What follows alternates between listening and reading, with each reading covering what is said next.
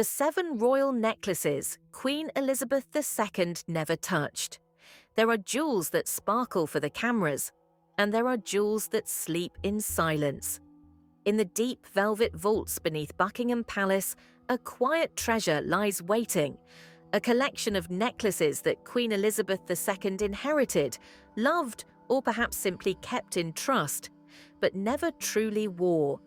Each piece tells a story, not of fashion, but of restraint, legacy, and mystery. The first of these sleeping treasures is the Greville Emerald Necklace. Dame Margaret Greville, a formidable Edwardian hostess with a sharp wit and an eye for beauty, had been one of the most dazzling figures in high society. When she died in 1942, she left her entire jewellery collection, one of the greatest private collections in Britain, to Queen Elizabeth, the Queen Mother. Among the sparkling tiaras, earrings, and brooches was a curious emerald necklace, believed to date from the late 19th century.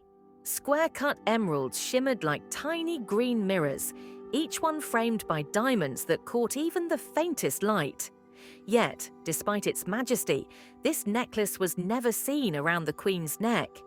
When Elizabeth II inherited her mother's jewels in 2002, the emeralds re-entered royal law. For years, experts speculated, had the Queen worn it privately? Or was it simply too ornate, too heavy, too much for modern elegance?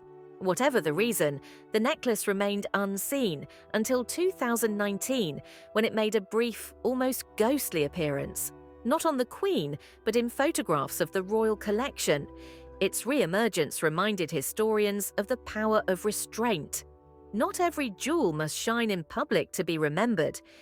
If the emeralds represent mystery, the Greville Ruby Floral Bandeau necklace embodies nostalgia and a touch of tragedy. This Boucheron creation, gifted in 1907 and later passed down through the same Greville bequest, was a masterpiece of Edwardian grace. Rubies like frozen drops of fire, set in diamond floral motifs. It became part of Elizabeth II's wedding dowry from her parents in 1947. Imagine the young queen opening the case, rows of rubies blazing like tiny suns, yet choosing not to wear it. In the decades that followed, fashion changed, and the bandeau fell silent in its box.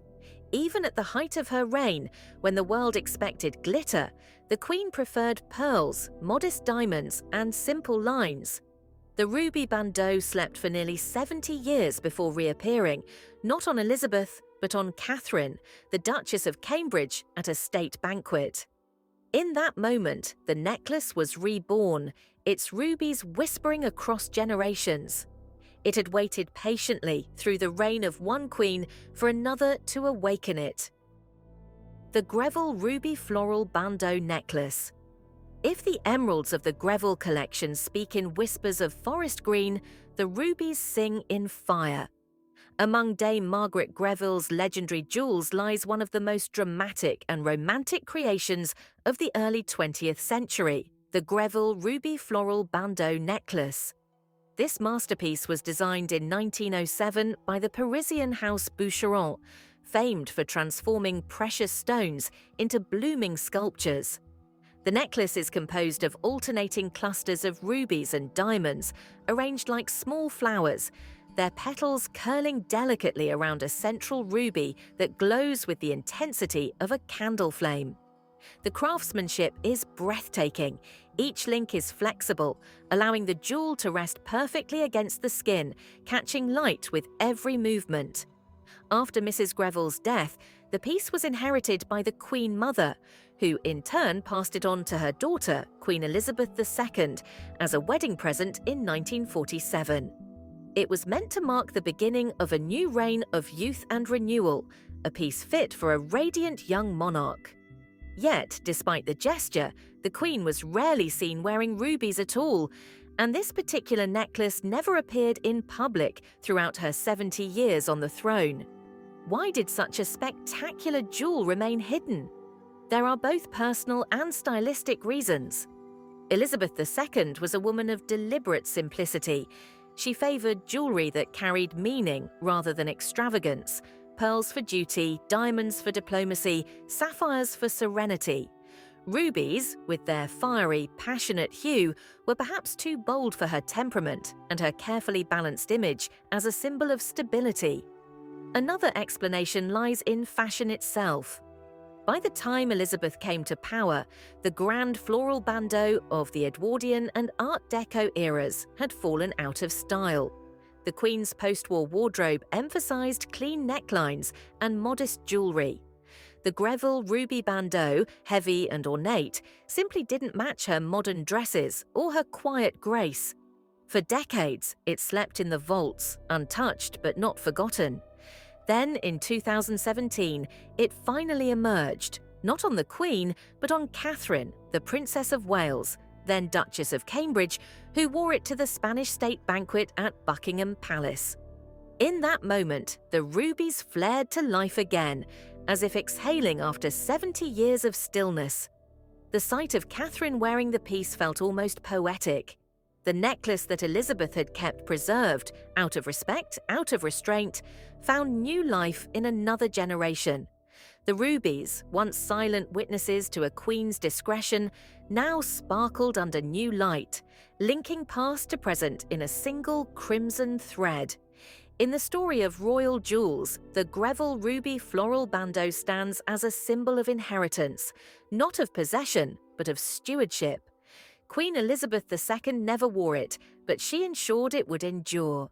The necklace's beauty lies not only in its fire, but in the patience of its long royal sleep. Long before Queen Elizabeth II came to the throne, her grandmother Queen Mary reigned over a very different world, one of opulence, spectacle, and unrestrained grandeur. In that glittering age, the Edwardian elite measured elegance not in simplicity, but in brilliance, and no jewel embodied that better than Queen Mary's love trophy collar, a creation so ornate that it seemed almost alive. Crafted around 1901, the collar was made of platinum and diamonds, fashioned into a broad, rigid band that encircled the neck like a luminous crown. Its design drew from classical symbolism, bows, hearts, torches, and quivers, the ancient emblems of love and devotion, delicately sculpted in precious metal and covered in hundreds of tiny diamonds. When worn, the collar caught the light from every angle, giving the impression of moving silver fire. Queen Mary adored such jewelry. She was known for layering tiaras, stacking bracelets, and commissioning elaborate collars that rose like armor around her neck. The Love Trophy collar became one of her signature pieces, a blend of sentimentality and strength. It represented both her regal authority and her fascination with the art of jewelry as storytelling. When Queen Mary died in 1953, her granddaughter Queen Elizabeth II inherited the piece. Yet, despite owning one of the world's most spectacular collections, Elizabeth never wore the Love Trophy collar. There are no portraits, no public appearances, not even a whisper of it at royal events. The collar disappeared into the shadows of the vault, an artifact of another era. The reason is as much about personality as about fashion. Elizabeth II ruled in a post-war Britain that valued modesty and service over display. Her people were rebuilding their lives. Their queen became a symbol of continuity and restraint. To wear a vast diamond collar, a relic of imperial glamour, would have felt out of step with the tone of her reign. Moreover, Elizabeth's personal style was entirely different from Mary's. She preferred soft pearl chokers, delicate diamond necklaces, and brooches that carried meaning. The Love Trophy collar, heavy and dazzling, would have clashed with her understated dignity. It was too much spectacle for a queen who believed in quiet authority. And yet, in its silence, the collar tells a deeper story. It represents the transformation of monarchy itself, from spectacle to service, from magnificence to meaning. What Queen Mary wore as a symbol of dominance, Queen Elizabeth preserved as a relic of history. The Love Trophy collar may never again circle a royal neck, but its brilliance endures as a reminder of how power evolves. It is the glittering ghost of empire, radiant, regal, and resting at last in the calm of its successor's restraint. The diamond link choker. There are jewels meant to be worn, and there are jewels meant to be remembered. The diamond link choker, one of the most exquisite yet forgotten pieces of the royal collection, belongs firmly to the second kind. Like the love trophy collar before it, this necklace was once owned and adored by Queen Mary, the grandmother of Queen Elizabeth II, a woman whose fascination with jewellery bordered on obsession. The diamond link choker was crafted in the early 1900s, during a golden age of design when Europe's finest jewellers experimented with symmetry, platinum, and innovation. The choker was composed of interlocking diamond links, forming a flexible collar that shimmered like a ribbon of light. Each link was articulated, moving with the wearer, so that the necklace seemed almost fluid despite its weight. When worn under candlelight, it gave off the illusion of liquid silver, dazzling, commanding, impossible to ignore. Queen Mary was photographed wearing it in several portraits, often paired with other necklaces stacked in layers, as was her trademark style. She adored jewels that made a statement, that told the world she embodied majesty itself. The choker represented everything she loved about monarchy: permanence, opulence, and tradition. When Elizabeth II inherited this masterpiece in 1953, it symbolized a direct connection to her formidable grandmother. Yet the world she inherited was no longer Mary's. Britain had emerged from war into a new, more humble age. The austerity of the 1950s shaped the Queen's reign and her image, one of steadiness, service, and quiet dignity. For Elizabeth, jewellery was not about display, but symbolism. She wore pieces that spoke of continuity, diplomacy, or family, not excess. The diamond link choker, grand and theatrical, belonged to another vocabulary entirely. It was too wide for her modest gowns, too heavy for her restrained presence.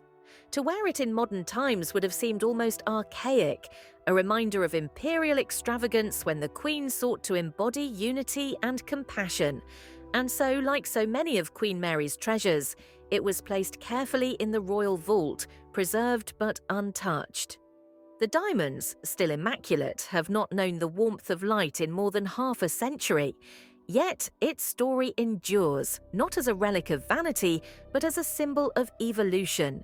The diamond link choker stands at the intersection of two worlds: the glittering certainty of empire and the quiet resilience of modern monarchy.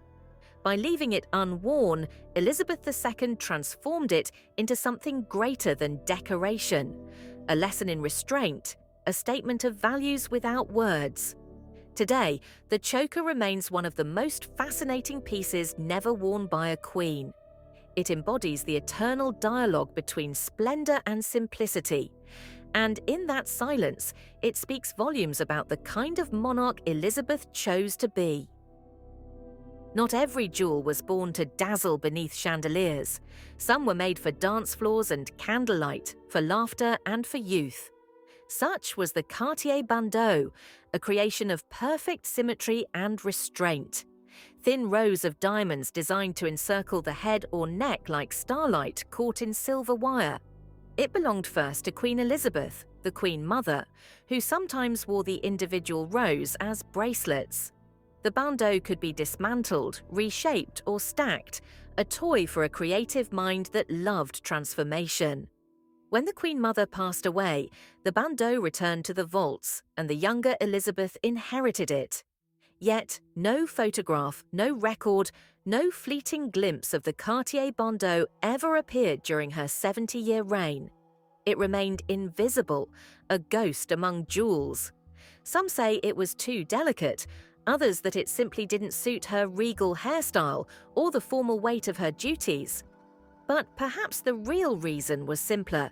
The Queen didn't need to sparkle to be seen. Her jewels were not armor, they were punctuation marks to her presence. And so, the Cartier Bandeau slept on, a whisper of elegance never spoken aloud. The forgotten ruby necklace tells a similar story, a companion to the famed ruby tiara that once belonged to the Queen Mother. Crafted by Boucheron and steeped in the rosy fire of Burmese rubies, it was a jewel meant for celebration. Yet, after the 1950s, it vanished from public memory. Royal watchers pored over archives, old portraits, and state dinner photographs. Nothing. Not a single confirmed appearance. It was as if the necklace had been quietly erased, resting somewhere in the velvet dark, waiting for a moment that never came. This silence, too, was deliberate. Queen Elizabeth II understood better than anyone that true grandeur is measured not in glitter, but in grace. Her jewelry choices were messages: a diamond brooch for diplomacy, a simple strand of pearls for mourning, a sapphire for continuity. She wore her jewels like history, carefully, consciously, never idly. The necklaces she did not wear told their own story, of discipline, of duty, of a monarch who believed that restraint could shine brighter than rubies. When the vault doors close each night, the jewels of the British crown rest again in their cases. Some have known the warmth of skin, the flash of cameras, the hum of applause. Others, like these 7, lie untouched, their light unspent. But perhaps that is their destiny, to remind us that even in silence, beauty endures. In the darkness of the vault, beneath centuries of gold and crown, they wait, not for a queen, but for a moment worthy of them. Among the countless jewels that tell the story of the British monarchy, few shimmer with as much history or as much complexity as the Delhi Durbar Necklace. It is not just a masterpiece of craftsmanship, but a relic of empire, born from the spectacle of imperial power. And though it gleams with more than 300 carats of diamonds, the necklace was created in 1911 by the crown jeweller Garrard to commemorate the Delhi Durbar, a grand ceremony held in India to mark the coronation of King George V and Queen Mary as Emperor and Empress of India. The event was an extraordinary display of imperial dominance: elephants draped in gold, processions through the blazing Delhi sun, and the full weight of empire paraded before the world.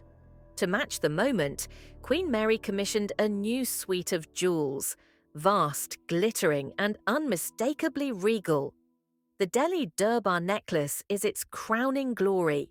It features 9 large emeralds alternating with dazzling, brilliant-cut diamonds, all suspended from an ornate platinum chain. At its center hangs a detachable emerald pendant, originally part of the Timur ruby necklace, a stone with its own tangled history stretching back to the Mughal emperors. When worn, the piece radiated authority. It was less an ornament than a declaration of dominion. Queen Mary wore the necklace throughout her life, particularly for portraits that emphasized her imperial identity. To her, it was a symbol of monarchy's reach and of her personal fascination with grandeur. When the necklace was passed down to Queen Elizabeth II, it became a question of meaning. By the time she ascended the throne in 1952, the British Empire had begun to dissolve. India was independent, the Commonwealth was emerging, and the world was changing rapidly. For Elizabeth to wear the Delhi Durbar necklace, a jewel literally created to celebrate imperial rule, would have been tone-deaf, even provocative. Her decision never to wear it was quiet but profound. It was not rejection but reflection, an understanding that some jewels belong to the past. Elizabeth saw herself as a bridge between eras, not the ruler of empires, but the head of a global family of nations. The Delhi Durbar necklace, brilliant as it was, spoke too loudly of conquest when she wished to speak of unity. And so, for 70 years, it remained in the vaults, preserved, respected, but deliberately silent. Its emeralds still gleam, but now they shine as relics, not adornments. They carry the memory of an empire that no longer exists, and of a queen wise enough to let history rest where it belongs. The Delhi Durbar Necklace closes the story of the 7 royal jewels Queen Elizabeth II never touched. Each one, emerald, ruby, diamond, reflects a choice. Together, they form a portrait of a monarch who understood that restraint could be as radiant as any crown. In the quiet of the vault, the necklaces still gleam softly in the dark, not as symbols of wealth, but as echoes of grace. The Dogwood Emerald and Diamond Necklace. Among the treasures hidden deep within the royal vaults, few are as mysterious or as touching as the Dogwood Emerald and Diamond Necklace. Unlike the inherited jewels from European courts or the Greville bequest, this necklace was born not from aristocratic vanity, but from affection. It was a gift from the people of British Columbia, offered in honor of the young Princess Elizabeth during her visit to Canada in 1951. The designers sought to capture the spirit of their land. The white Pacific dogwood, British Columbia's official flower, became their muse. Crafted in white gold and platinum, the necklace features delicate blossoms of diamonds and emeralds, each petal shaped with astonishing precision. The emeralds, vibrant forest green, mirror the deep evergreens of Canada's western coast, while the diamonds sparkle like frost on the mountains. The piece was both regal and natural, a bridge between wilderness and majesty. When the necklace was presented, the gesture was deeply symbolic. Canada was one of the Queen's most loyal realms, and its people hoped she would wear their gift as a sign of friendship and unity. It was a token of admiration from a young nation to a princess soon to be queen. Yet, in all her 70 years on the throne, Queen Elizabeth II was never photographed wearing it. There is no official record of it being displayed at a state event, banquet, or portrait sitting. It became one of the quiet mysteries of her jewelry collection, a piece everyone knew existed, but no one had ever seen on her. Why did she never wear it? The reasons remain speculative, but telling. The Dogwood necklace, though exquisite, was designed in a modern mid-century style, far simpler and more geometric than the grand Edwardian jewels Elizabeth inherited. It may have clashed with the Queen's traditional taste or with the formal gowns required for state occasions. There is also the emotional factor. The necklace represented the affection of a people, and perhaps she chose to keep it as a private token rather than a public ornament. In a way, that decision adds to its poetry. The Dogwood necklace was born out of love, not luxury. It didn't need to glitter under chandeliers to fulfill its purpose. Its meaning, friendship, loyalty, remembrance, lived quietly, just as the Queen herself often preferred. Today, the Dogwood necklace remains one of the most enigmatic royal jewels, a piece that symbolizes not what was seen, but what was felt. Hidden from public view, it reflects the Queen's lifelong philosophy, that the deepest connections are sometimes those that shine unseen. In its silence, the dogwood blooms eternally, a flower of emerald and diamond, rooted in devotion, untouched but never forgotten.